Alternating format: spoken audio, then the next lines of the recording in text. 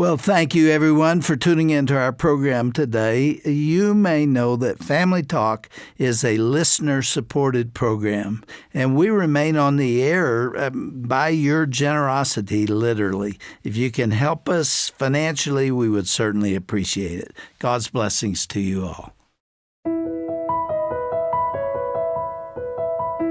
Today on Family Talk. Philippians 2 says we're to do nothing out of selfish ambition. And 1 Corinthians chapter 10 tells us that everything we do is for God's glory alone. Today you'll hear from a man who did things for his own glory by chasing worldly aspirations, which caused his family and faith in God to crumble. Welcome to Family Talk with your host, psychologist and best-selling author, Dr. James Dobson. I'm Jim Veldhuis, sitting in for Dr. Dobson today. On this broadcast, you'll hear the testimony of Dick Gauch, who is the founder of Family Life Ministries and served as the pastor of Christian Fellowship Church in Columbus, Ohio for 20 years before retiring in 2004. Pastor Gauch will share how he selfishly pursued money and success before God radically humbled him and turned his world upside down. Let's take a listen to the first part of his testimony titled, God Made Us a Family, on this edition of Dr. James Dobson's Family Talk. I came to tell you a story, and if anyone had told me 11 years ago or longer that I might be doing this any morning of my life or any part of my life, I would have told you that there was just no way. And I want to say this at the outset. We have the entire family's permission to share what I'm going to share this morning. I think it's important you know that, because what we have to share, some of it isn't very nice and isn't very pretty, and it's a little embarrassing for all of us. But we think that God wanted us to do that. My childhood was, I'm the oldest of two sons, born to a couple who were religiously and politically mixed in their views. And the reason that's important is, as long as I could remember, we didn't discuss religion in our home. And in fact, we had a Republican and a Democratic newspaper in our house every day, and I had to read both of them. So tolerance was the name of the game in my house. I was about 9, going on 10, when my parents said after dinner, Dick, we want to see you in the living room. Now, that usually meant I was in trouble. They'd found out something, and I was going to get it. But this time it was different. It was, son, it's time that you go to church in Sunday school. And we want you to take your brother. Now, since your mother and I don't want to influence you, neither one of them went. I'd not been baptized as an infant. They said, you select a church. Now, I was a very precocious 9-year-old, which means difficult to handle. And I set about to examine the various church doctrines of my community. What I did was, I chose the church which was closest to my home and had the most friends in it. Unfortunately, that's the way some churches are chosen today. But because of that denomination that I wandered into, it was necessary I go to catechism class.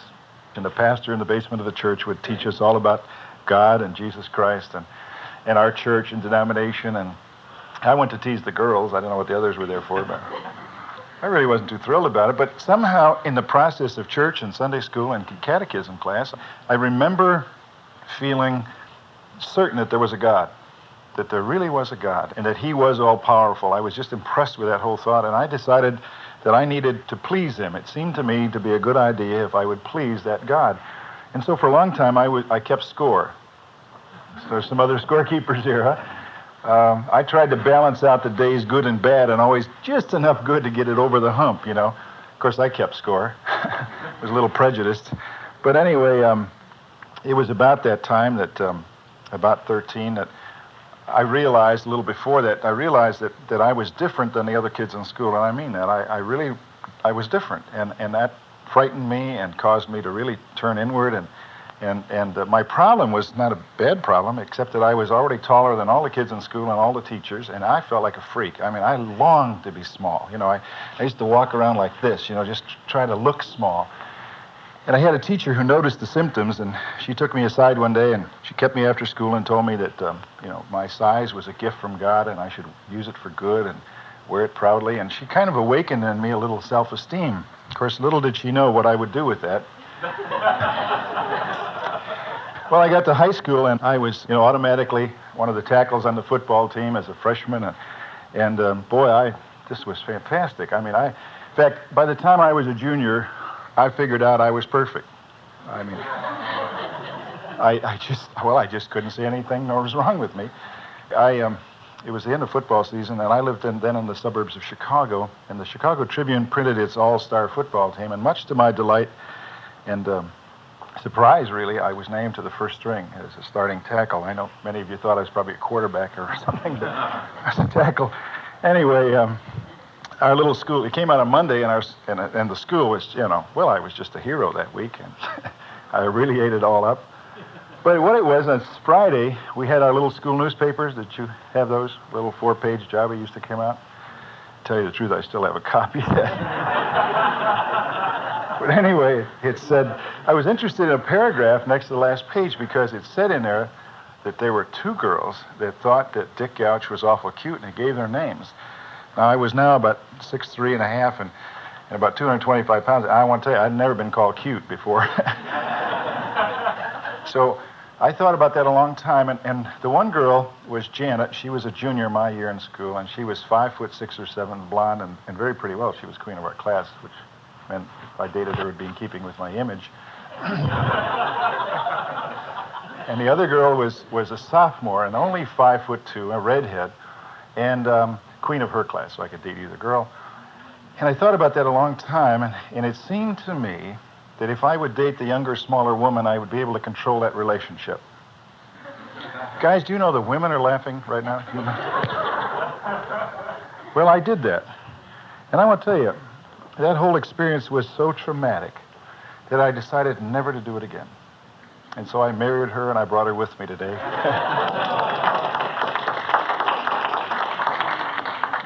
Well, we went off to college. My dad had a heart condition and died just after I enrolled at school on a scholarship. And in fact, it was the first week he had taken a real turn for the worse. And I came home that weekend on Friday, and by Monday my dad was dead, and I wired to college and canceled the scholarship. And we had a business. My dad had bought a little grocery store to keep us in case anything happened to him. And my brother was younger and really affected by this, and my mom was in trouble, and so I just stayed home. I really wasn't going to go to school. I really had put that out of my mind. When a friend of mine from high school I graduated with stopped by and said he was enrolling at a college nearby, and my mother heard us talking. She reminded me of the promise I had made my father, literally a deathbed promise, that I would go to college and graduate, which was his dream for me. So I went and enrolled at a school nearby, half-heartedly and reluctantly, and I commuted the first year, and really spent most of the time at the home and in the store helping my mom. Well, the second year, my mom insisted I live up on campus. My brother had started to pitch in, and things had leveled out, and go out for football.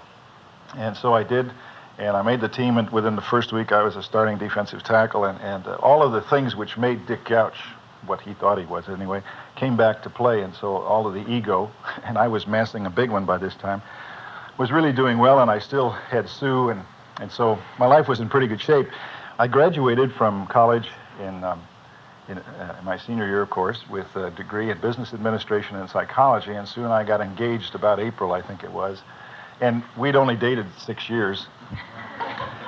I married my high school sweetheart, as the story goes. We talked about things a lot, and we decided that since I was now a management trainee, which I'll tell you about with the company, and my wife was working, and we decided that we just bought a little shell home. We were finishing it ourselves, that Sue should work about 3 years, I told her. We'd get the mortgage paid down, furnish the house, and we'd start our family. Well, I don't really want to say anything against her. She's here this morning, but she never really has listened to me very well. We were married in August, and she quit work December 31st, expecting our first child. We talked about that a long time, and I finally decided that it was okay if Sue had a girl first. And she did. She really did. I wouldn't have minded, but she had another girl, and then we had a third girl. Well, our life had started out that way, and it was a happy one. I had left college and taken a position as a management trainee, and now that doesn't mean anything to anybody in this room. In my case, however, it was prophetic. I was definitely management material. Wasn't going to take them any time at all to figure that out. I was with the company about 3 months maybe, and the assistant personnel manager, so a national company of the #1 plant in the company, resigned to take a position with someone else, and they decided to screen all of us to see who his replacement would be. And I thought it was a terrible waste of time. I mean, I was right there, you know.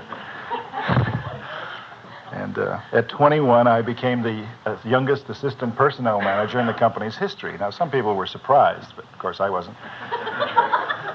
And about 18 months later, due to a major management shakeup in this company, that branch, all of the upper-level management people were fired or transferred, including my supervisor, the personnel manager. And now the company was really in a spot, and they began looking the whole organization over, coast to coast, looking for his replacement. Took him about 6 weeks, and again, I thought it was a terrible waste of time. And at 23, I became the youngest personnel manager in the company's history in the #1 plant. And, I was in that capacity for quite a while. And, I just realized that there was something wrong with a job like this. I really got bothered about it after a period of time, because it seemed to me that it was unfair for somebody with as much talent and ability as I had, and you now know I thought I had it, to be limited to an organization where somebody above me had to decide my promotions and my pay raises. I mean, if I was as good as I thought I was, and I thought I was pretty good, it seemed to me I ought to control my own destiny, that I ought to be able to control my income and my promotions, and so I ought to find a career where I could do that. It took me 6 months to find it, and I left the security of the personnel manager of the #1 plant of this national company to become a life insurance salesman. It required only 3 things to be a success in those days. It required a tremendous lust for the material things of this world, and I certainly had that by that time. It required a tremendous competitive spirit, and I had that, and playing athletics as I did. And then only one other thing. You should have a tremendous pride and ego. I was a little overqualified in that area. But before the first full year was up, I had doubled my income. And to tell you the truth, I thought I had died and gone to heaven, because, I mean, there was awards and meetings, sales meetings every Friday, and trips, and, you know, I mean, more money. And, I mean, this was just, well, it's just too good to be true. I got so good, I got obnoxious. Jeremy, one of those? There were 25,000 salesmen in the field in this company. I mean, it was big, and I ranked in the upper 5% of that, okay? Now, you can imagine, with the ego I started with, right? Oh, anyway. In the process of this and the children coming, I have always enjoyed, and my wife will attest to this, I want to be #1 in her life. I like that position. I've always coveted that place in her life. And I think, ladies, if your husbands were honest, they do too. And it was fine until our oldest daughter, Terry, was born. And then I noticed, as much as I loved that little girl, there was a little less of Sue for me. Now, being an adult, grown male, I was able to handle it without too much difficulty until Debbie came along. And then there was a lot less of Sue for Dick. And I hurt. And I was a little resentful. And I needed to find a way to fill the vacuum and the void in my life. And I think men who feel those things find many ways to do it. I don't know my solution is any better. In fact, I'm thinking in some ways it was worse, because I became a workaholic. My father had been one, and it was an easy pattern to follow. And I started the 15, 16-hour day, 6 days a week. My wife was in favor of it because she wanted me to be president of the company, or vice president. I intended to be. And so I abdicated my responsibilities in the home, and Sue became the mother and the father and looked after that, and I took care of all of the big decisions in the world of business. And we operated fine. In fact, the company was now touting me as a management candidate. They were convinced that I was a very special person. Of course, I knew that. But it didn't happen quick enough. I was finally promoted to manager to Springfield, Illinois, and I was, in no time, we were succeeding there. And my company still didn't seem to move fast enough for me. It was there that Sue got pregnant for the 4th time. We had our son, Mike.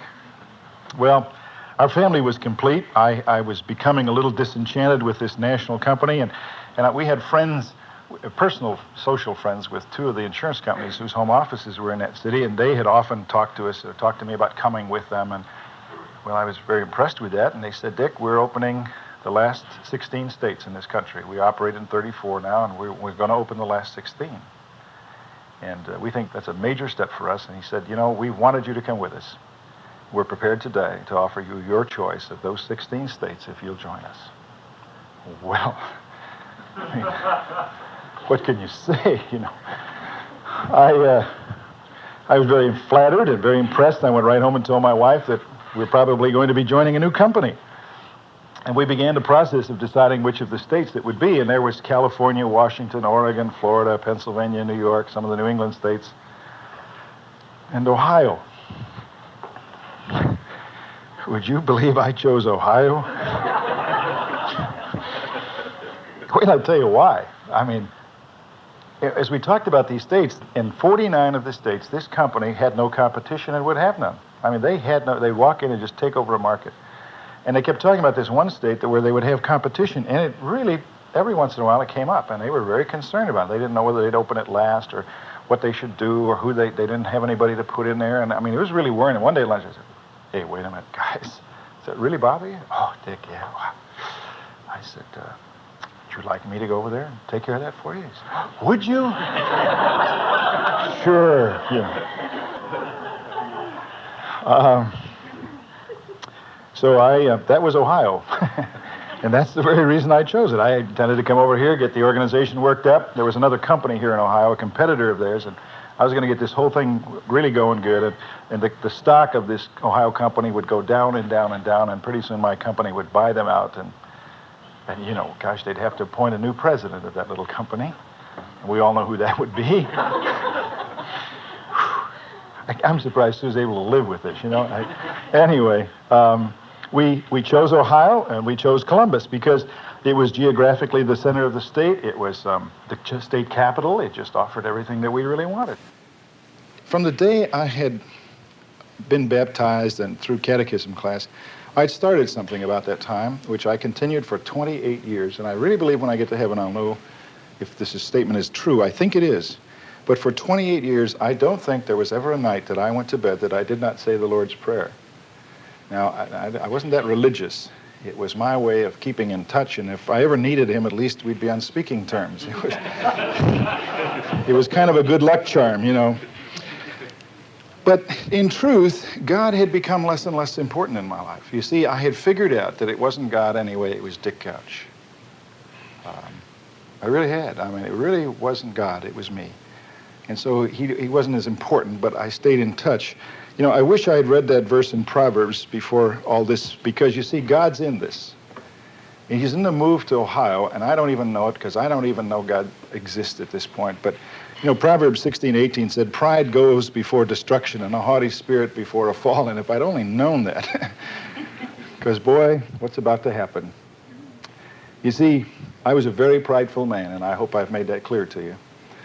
And God was about to set in motion a plan to break the will of a prideful man. And I want to tell you, men, ladies too, but men, I want to tell you something. He does know how. He does know how. Well, we had one problem. We moved to Columbus. We had some friends we'd sent Christmas cards to for a year, came from our high school, and we called them and said, "We're moving to Columbus." And they said, "Fantastic." They took us and showed us around Columbus, and they convinced us there was really only one place for us to live. And in keeping with my image, we moved into Upper Arlington. It's all part of the program, you know. Everything was perfect. I was going to be home more now than I'd ever been before. I traveled more, but I was really going to spend more time at home. We rented a home in Arlington initially, and I mean, really, this was just beautiful. It was the culmination of our dreams, and Sue and I would sit and just be thrilled and amazed that, you know, everything was fitting together now. I was the king, the czar, and the president of Ohio. I mean, the company didn't know what to do, and they just said, "Here, Dick, run it all." Well, that's what I'd always dreamed of. I had a large salary, an unlimited expense account, and all of the authority I ever wanted. We had one tiny problem, only one. Our 4 children, we love them all very much, but since the first 3 were girls, we'd spent a lot of extra time and energy in developing our oldest daughter, Terry, because she was to be the forerunner, the pace setter of the other 2, and it was essential, we felt, that Terry set a good example. And Terry was, much to her mother's credit, not mine, but she was the perfect young lady. Her father was proud of her. She was not only attractive physically, but she was sweet and sensitive, and she was a good student and neat, and Dad was thrilled with his daughter. We moved. Terry was very popular in Springfield, but Terry's shy, and when we moved to Columbus or Arlington, we moved in January. All the kids in school had their friends, and Terry felt very much alone and couldn't make friends very easily, and so for Terry to go to school was very traumatic. And every morning I would drive her to school, and as I'd back out of our driveway, I'd look to the left first to see if there are any cars coming, and then I'd look to the right. I'd glance at Terry, and she wouldn't be saying anything. She'd be sitting next to me and all dressed up and her book stacked neatly on her lap and her hands folded and her head down. And there were tears running down my daughter's cheeks. I mean, that's how tough it was to go to that school alone. But we knew in time, we got involved in a church our friends belonged to, and it would be okay, we kept telling her. Well, that summer, we intended to take a long vacation to Florida and really enjoy ourselves, and Terry was looking forward to that, to get away from there. And the school wrote and said that because of the difference in Illinois and Ohio credits, and not her grades, but her credits, that it was necessary for Terry to pick up some summer school things to get it done before she graduated. So we, good parents, we talked it over and decided that we ought to send Terry to summer school that summer and cancel our trip. Now, to show you the kind of young lady she was disappointed, but obediently and lovingly, Terry went off to summer school.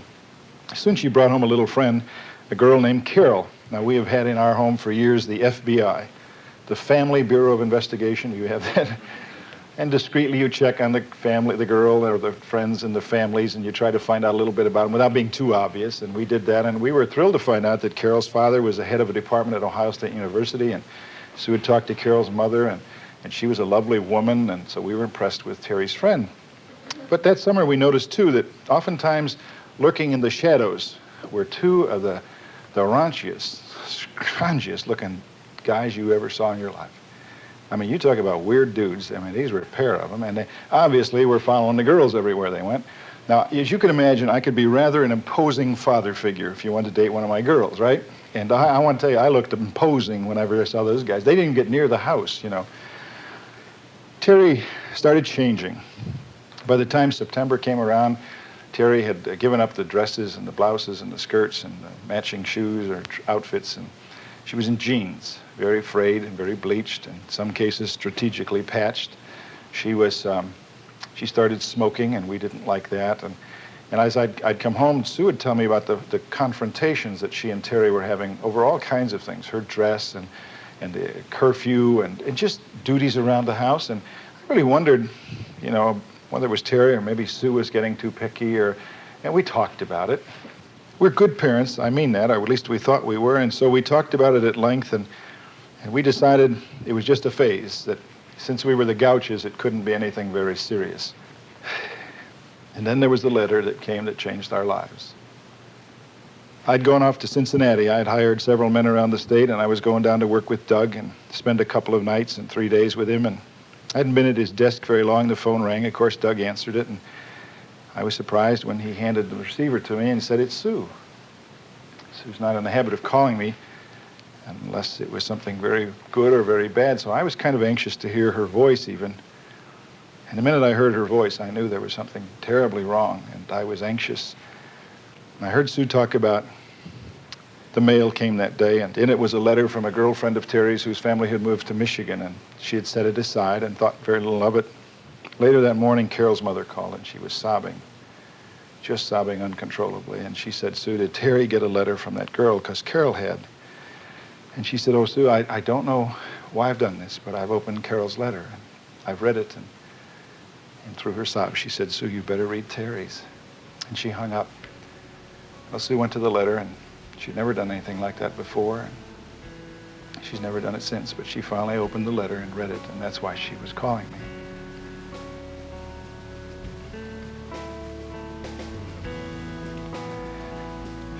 The letter revealed that our lovely little girl was hopelessly and helplessly involved in drugs.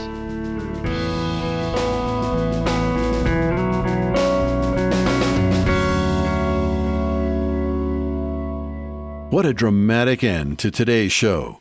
Make sure to tune in tomorrow to hear the conclusion to Pastor Dick Gauch's powerful testimony right here on Family Talk. If you missed any of today's broadcast, go to today's broadcast page at drjamesdobson.org. There you can listen to today's show in its entirety, and you can check out some other favorites from the past as well. That's drjamesdobson.org. Then click on today's broadcast tab. We'd also love for you to get connected with our various social media pages as well. Find us on Facebook by searching for Dr. James Dobson's Family Talk, or on Twitter and Instagram by typing Dr. James Dobson FT in the search bar. Keep up with our accounts to follow our latest broadcasts, read our informative articles, and interact with our inspiring content, all of which you can share with your friends and family. If you'd like to fill your life with more Christ-centered content, like and follow our social media pages on Facebook, Twitter, and Instagram. Lastly, won't you consider blessing Dr. James Dobson's Family Talk with a financial donation? If you're able to help us in the sparse spring months, go to drjamesdobson.org or call 877-732-6825 to pledge your support. That number again is 877-732-6825. Thank you for your support and for joining us today. This is Jim Veldhuis reminding you to listen to part 2 of Pastor Gauch's testimony tomorrow, right here on Dr. James Dobson's Family Talk. Family Talk is not associated with Focus on the Family.